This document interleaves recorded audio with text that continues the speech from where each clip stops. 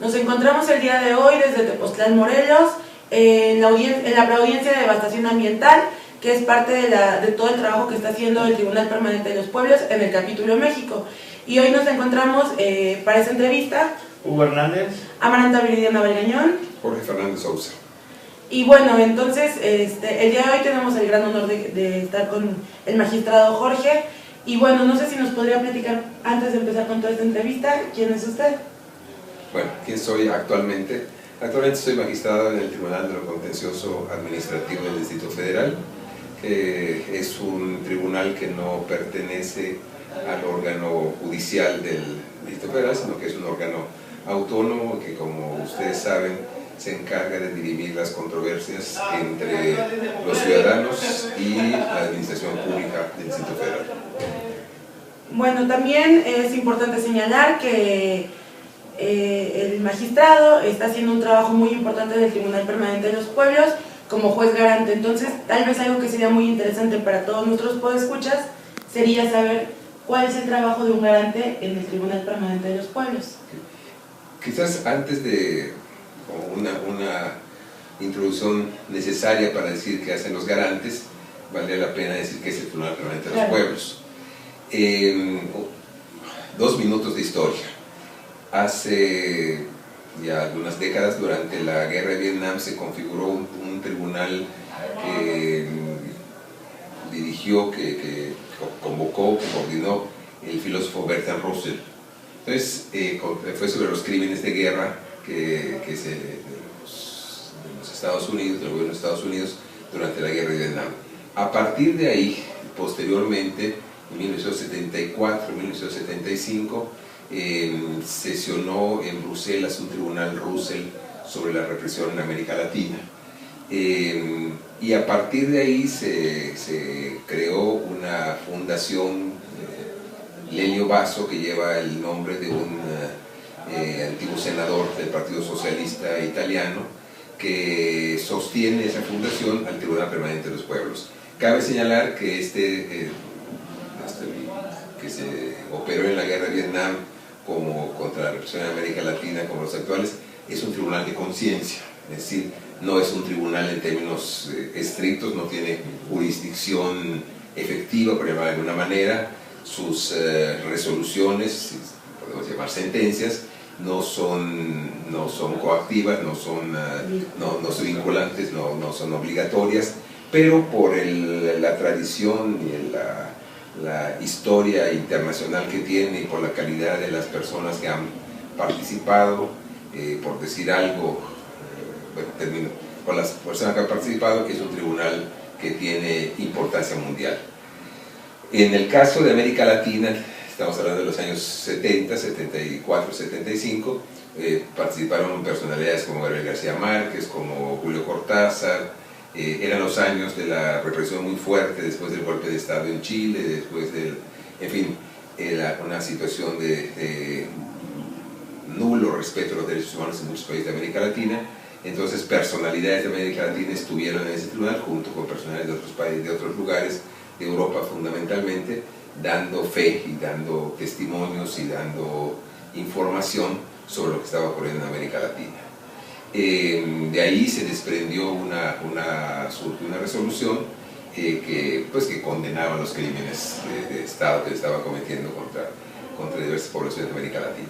Entonces, el Tribunal Permanente de los Pueblos tiene esta autoridad moral internacional y por eso sus resoluciones, digamos, sus dictámenes, esas sentencias no vinculatorias tienen mucho peso. Entonces, ante la situación actual que vive México, un grupo de organizaciones, también de personalidades, solicitó a la Fundación Lelio Basso, que es la que, como decíamos, sostiene al tribunal, sostiene en términos de toda índole, ¿no? Políticos, de vigencia, en fin, que se pudiera constituir un capítulo México. Pues por la situación lamentabilísima que todos sabemos en el país, de poco respeto a los derechos humanos, de insuficiencias de los gobiernos del Estado, etc. A partir de ahí entonces que se ha configurado el tribunal y el tribunal funciona dicho muy sucintamente de esta manera. Se establecen una serie de temáticas que se llama audiencias, que en el caso de México menciono algunos, una sobre migrantes, otra sobre devastación ambiental, otra sobre maíz, sobre feminicidios, sobre violencia y falta de respeto a los derechos humanos, sobre cuestiones laborales. Entonces, estas audiencias, que son los temas que integran la gran temática del tribunal, trabajan con preaudiencias. Entonces, las preaudiencias son reuniones previas a la audiencia de cada tema, en las que interesados, organizaciones, individuos, gente de universidades, de toda índole de personas físicas y morales, digamos, dan su testimonio, hablan de la problemática, y a partir de ahí se va configurando la temática de cada audiencia. La idea es que después hacia finales de 2013, hacia 2014, ya haya una temática integrada que pueda dar la pauta, los elementos para una resolución que estaría a cargo de jueces internacionales. Jueces en el mismo sentido, o sea, no son jueces que vayan a dictar una sentencia vinculatoria, sino que son jueces que conocen el derecho internacional, que conocen la situación internacional, que están conociendo la situación de México a partir de las preaudiencias, y que van a, en su momento, emitirán un dictamen sobre la situación de México, o al menos, bueno, de México, abordada desde las 7 audiencias. Entonces, junto con esto y con todas las organizaciones que están trabajando, se nos invitó a algunas personas para participar como garantes. Los garantes no somos, en este caso, jueces estrictamente.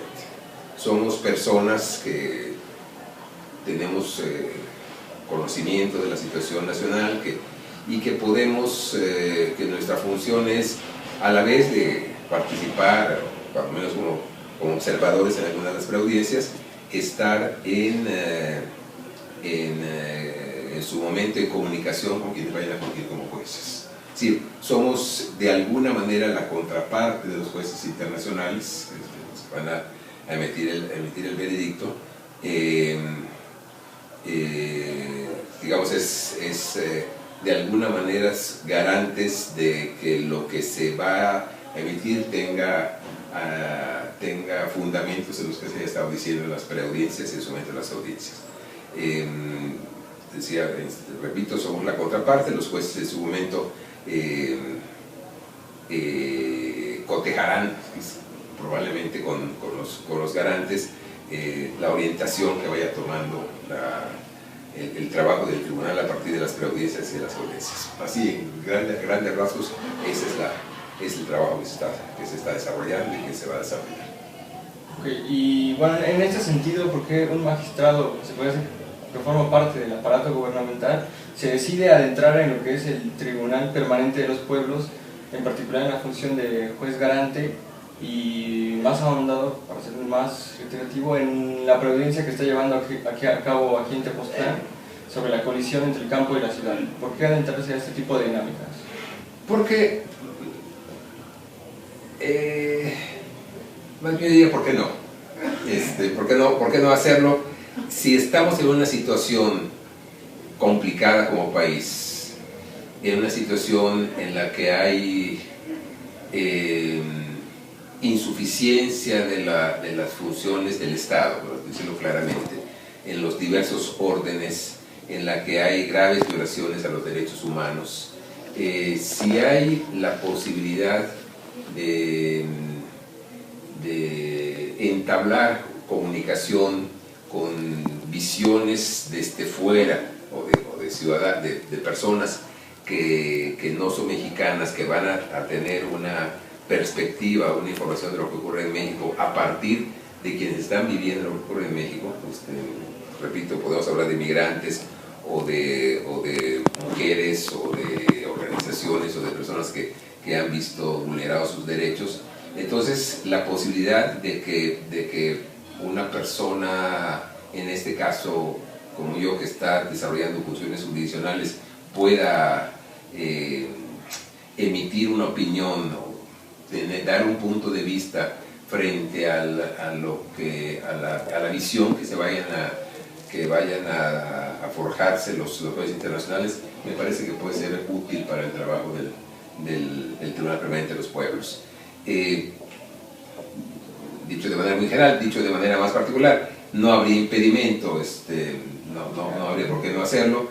Mi trabajo está limitado a las controversias de ciudadanos del gobierno del Distrito Federal y la Administración Pública del Distrito Federal. Entonces, quizás podría haber un conflicto de intereses, por decirlo de manera muy fuerte, creo que ni a eso se llegaría, si se tocara algún tema que en el Tribunal Permanente de los Pueblos que tuviera que ver con mi trabajo como juzgador en materia administrativa del Distrito Federal. Si ese fuera el caso, seguramente no participaré en ese caso en el Tribunal Permanente de los Pueblos, porque además no participamos en casos específicos, ¿no? Somos observadores y daremos nuestra opinión de manera general. Si cuando demos nuestra opinión de manera general asomar algún asunto del Distrito Federal, bueno, pues y que tenga que ver con una controversia administrativa, pues entonces ahí podría haber conflicto de interés y tendré que excusarme en una o en otra parte, tendré que excusarme. Pero fuera de eso no hay ningún impedimento, al contrario, creo que ojalá que pudiera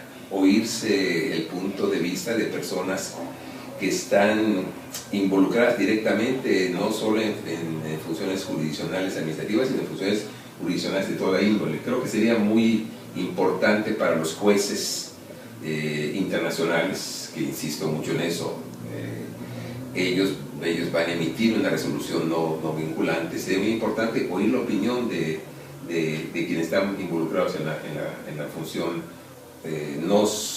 judicial o más ampliamente jurisdiccional.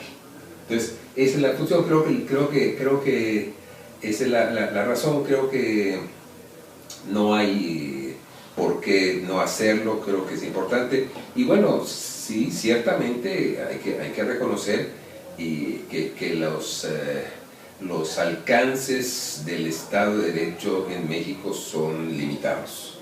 Tenemos un Estado de Derecho, hay que decirlo claramente, precario. Basta con ver algunas encuestas y con ver lo que piensa la ciudadanía de quienes procuran y administran la justicia para darnos cuenta de esto. Creo que decir eso no es ningún descubrimiento, no es decir ningún descubrimiento ni ninguna información nueva. Entonces, pues es importante estar presente en esto. Una precisión: yo estoy en la preaudiencia de hoy porque, digamos, por razones de ubicación, de tiempo, pude estar en esa preaudiencia. No estamos todos en todas, ni por temas, ni por otras razones. Los garantes estamos como observadores en todo el proceso, pero no estamos divididos temáticamente, digamos. O sea, no tengo como temática especial, si bien es muy importante, muy interesante la cuestión ambiental y la cuestión del choque campo-ciudad. Igual estuve en otra que fue sobre las cuestiones laborales. Igual puede estar en otra que está otro tema. En fin, depende de la ubicación, de cómo se dé, del momento, de los tiempos que tengamos, básicamente. Algo que señalaba y que me parece que es muy importante es lo que apuntaba ya respecto del derecho, ¿no? Porque justamente de la acusación general que se presenta en Ciudad Juárez del Tribunal Permanente de los Pueblos se puede desprender precisamente esta parte de la denuncia que hacen los pueblos, de cómo el derecho ha sido puesto a servicio de los intereses de ciertos sectores específicos de la sociedad, y específicamente tras la entrada en vigor del Tratado de Libre Comercio. Pero también algo que es muy interesante es que el Tribunal Permanente de los Pueblos en todo su proceso ha como logrado desplegar diferentes frentes en este tipo de denuncias, y uno de ellos es como la perspectiva, no solo de la denuncia de los pueblos, sino también de la creación o de la reivindicación de los derechos que los propios pueblos van creando, ¿no? O sea, derechos que tal vez en el ordenamiento positivo no están reconocidos, pero que ellos creen importantes, ¿no?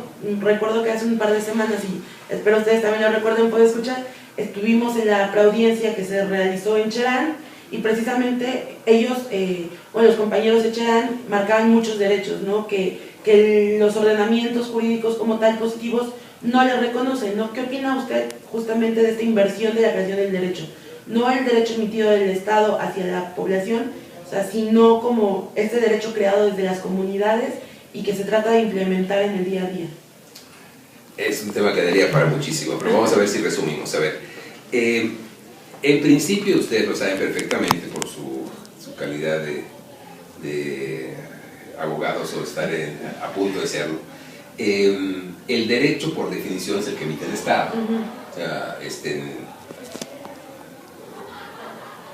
corrijo, el derecho es aquel que es el conjunto de leyes que son positivas primero, es decir, que pasan, por así decirlo, por los canales de emisión del Estado, el legislativo básicamente, pero que son también cumplidas. Aquí tenemos un primer problema. El derecho no es solamente la ley. El derecho es la ley, pero es la ley cumplida.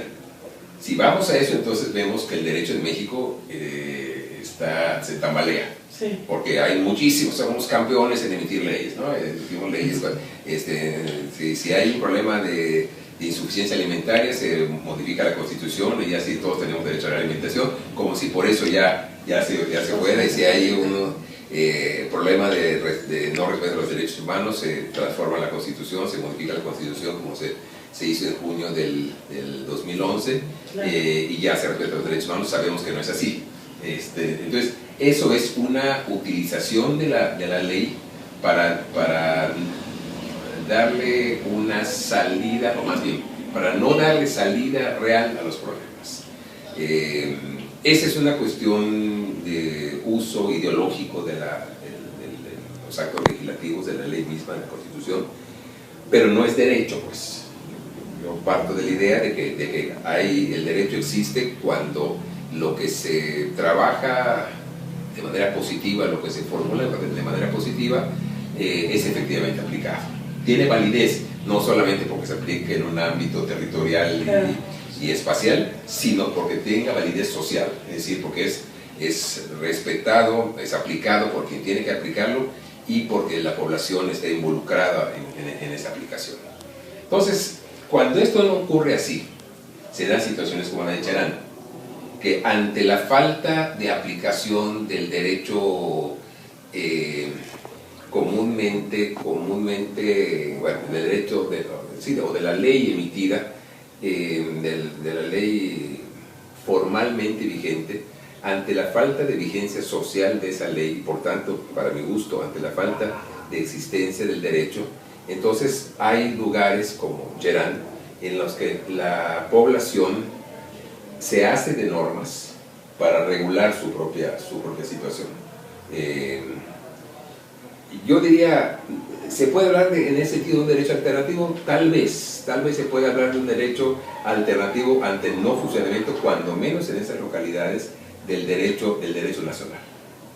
Sí, es un derecho alternativo que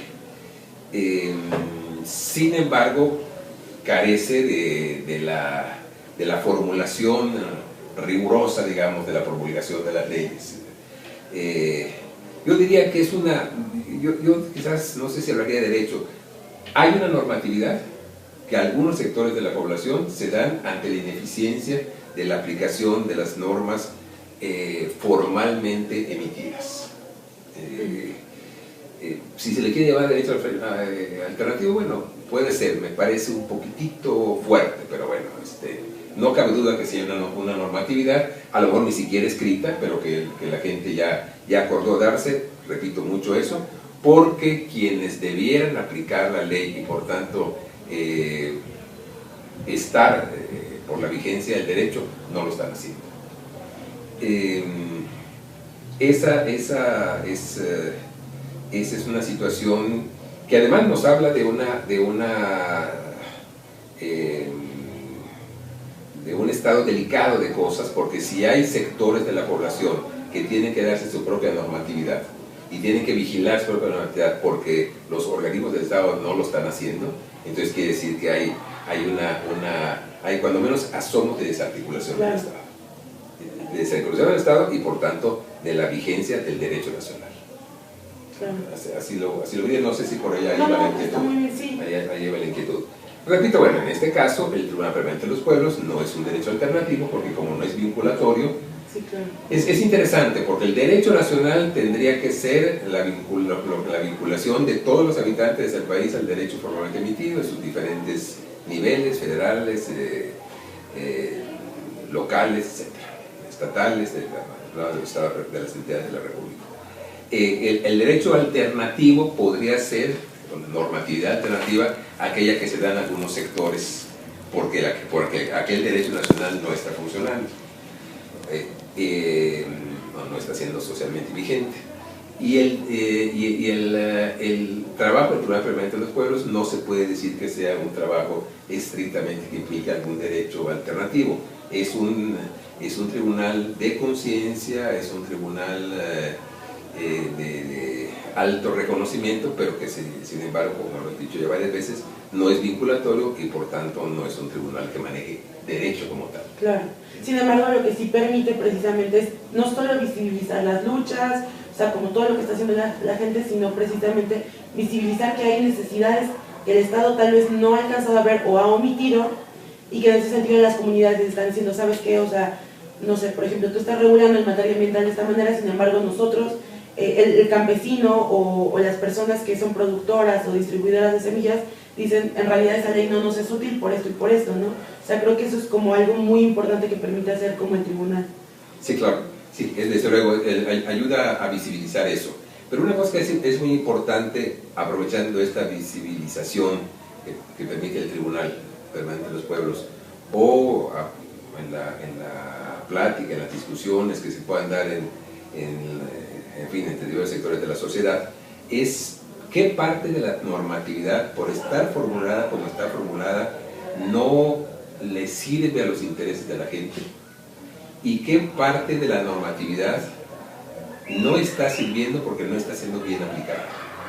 No sé si me deben entender, porque muchas veces lo que ocurre es que podemos suponer que la normatividad no está bien formulada, no está bien estructurada, cuando lo que está pasando es que su aplicación distorsiona la idea con la que fue formulada la normatividad, y entonces en lugar de preocuparnos por cómo está siendo aplicada, nos preocupamos por emitir una nueva normatividad.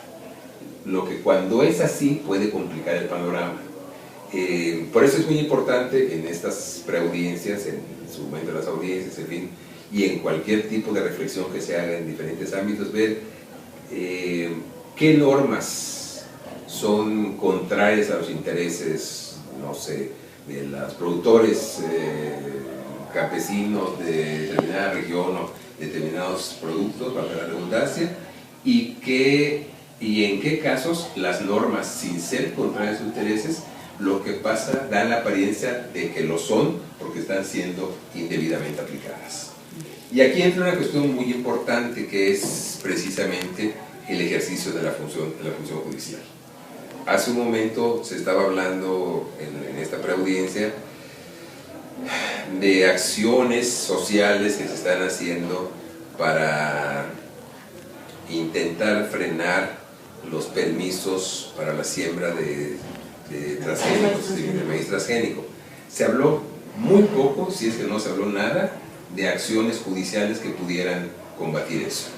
No sé si se dieron cuenta ustedes, fue muy poco, al menos yo no oí nada de eso. Bueno, hablaban de firmas, hablaban de manifestaciones, cosas que está bien, son muy importantes, pero no hubo la oportunidad de decir, bueno, pues hay que pensar ante quién tenemos que acudir judicialmente o formalmente, o jurisdiccionalmente, para intentar detener esta situación. Ahí hay una cosa que a las facultades, las escuelas de Derecho tendría que importarles mucho, que es precisamente la función social en el sentido más amplio de quienes ejercen el derecho desde donde sea, o aplican o trabajan con la ley, mejor dicho, desde donde sea, desde el litigio, desde la función judicial, jurisdiccional, desde el gobierno, desde las empresas. Creo que es una temática sobre la que habrá que profundizar. Claro. Y, por ejemplo, ya como un poco redondeando todo lo que ha sido el trabajo de las preaudiencias que se han realizado desde el año pasado hasta este año del Tribunal Permanente de los Pueblos, ¿cuál es su perspectiva respecto de lo que podemos esperar del tribunal? O sea, las diferentes audiencias, ¿no? O sea, en este momento, claro, hay algunas que están más avanzadas, otras que están todavía recopilando documentos, que se están documentando, pero más o menos como en este momento, ¿cuál sería el perfil o sea, hacia futuro de los trabajos que se están realizando en el tribunal? Bueno, yo creo que lo que se va perfilando es en los diferentes temas. Se ha visto en algunas cosas de migrantes, en algunas cosas de mujeres, en algunas cosas de laborales, en las cuestiones de impacto ambiental. Lo que se va perfilando es sectores de la población que sufren vulneración a sus derechos, y una preocupante situación respecto a los derechos humanos, y también una preocupante perspectiva de poco cumplimiento de la normatividad formalmente establecida. Yo diría que inclusive hay más, quiero decir, es más fuerte el incumplimiento, causa más daño el incumplimiento que cierta normatividad que haya tenido, que se haya reorientado, por decirlo de alguna manera, y que perjudica a la población. Desde luego que existe. Yo creo que ha habido, lo acabamos de ver con la reforma laboral, ¿no? Claro. Ha habido reformas que afectan negativamente a sectores amplios del país, pero eso no es menor. Lo que pasó en materia agraria hace unos años está empezando a pasar en materia laboral, pero algo que es muy interesante, es muy preocupante, es que se deja de respetar la normatividad que protege, por así decirlo, o que abarca sectores de amplios, que abarca derechos de amplios sectores de la sociedad. Se deja de respetar esa normatividad, y cuando esa falta de respeto ya está muy casi asumida socialmente, entonces se cambia la ley. En materia laboral es clarísimo. En materia laboral es clarísimo. Si quieren ustedes pensar en el famoso outsourcing, esto es una práctica que ya venía dándose claro, contra la ley, o por decirlo de alguna manera, dándole la vuelta a la ley. Entonces ahora se plantea el cambio a la ley para legalizar lo que era una práctica ilegal y que por años se había estado distorsionando a la ley.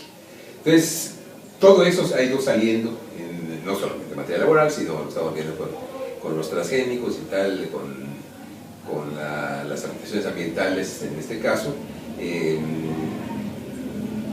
Todo eso ha sido información del perfil que va tomando la información misma del tribunal, de lo que está discutiendo en estas preaudiencias del Tribunal Permanente de los Pueblos en su capítulo México.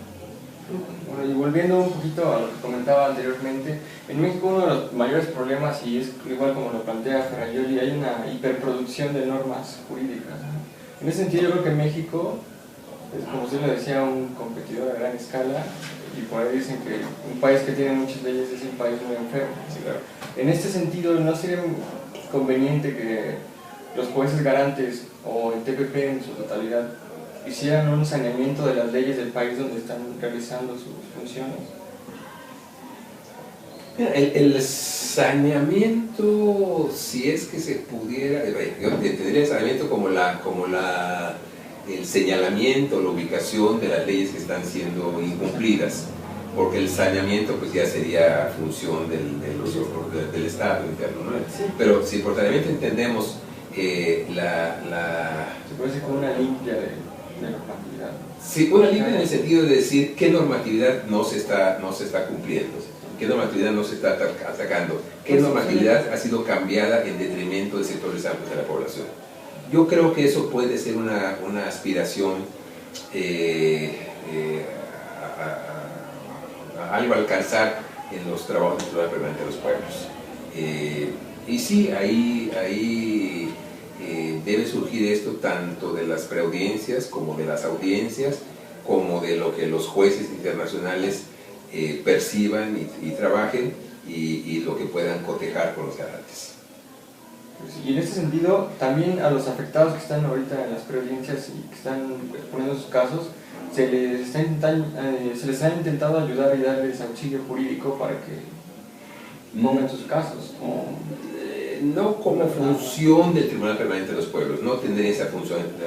Ha sido como una consecuencia positiva, afortunada, paralela al trabajo del tribunal. Claro. Porque bueno, el tribunal, aparte de lo que hemos comentado, tiene, los trabajos estos que están en el Tribunal Permanente de los Pueblos, permiten que organizaciones diversas se pongan en comunicación, hablen de sus problemas, que muchas veces son problemas comunes.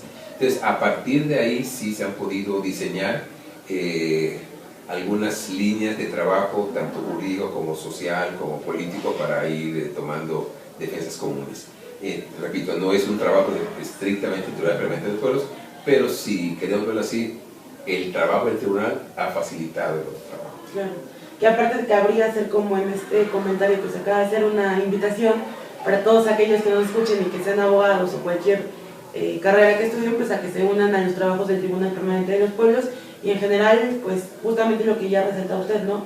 Que impliquen en sus vidas y en sus carreras un carácter totalmente social, ¿no? Eso sería como muy positivo. ¿Cómo no? Sería, ojalá se pudiera, ojalá que esto habrá que platicarlo con los compañeros que están en la oficina ejecutiva del tribunal, en el capítulo México, para que pudiera haber una invitación más amplia a abogados, de manera tal que cuando se den este tipo de pláticas, de reflexiones, de reuniones como las que estamos viendo de ayer y hoy, pudieran aportar la parte legal.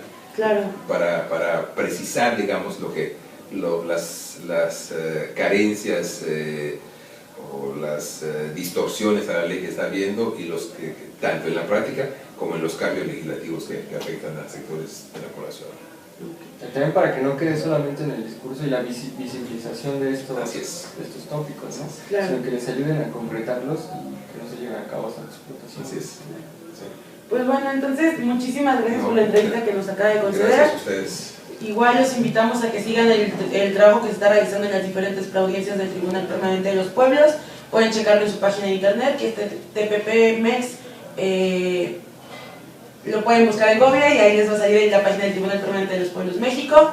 Y bueno, también los invitamos a que sigan al Proyecto Grado Cero y en su página, que es proyectogradocero.com. Les agradecemos que nos hayan conseguido su tiempo y nos estamos viendo en la próxima transmisión.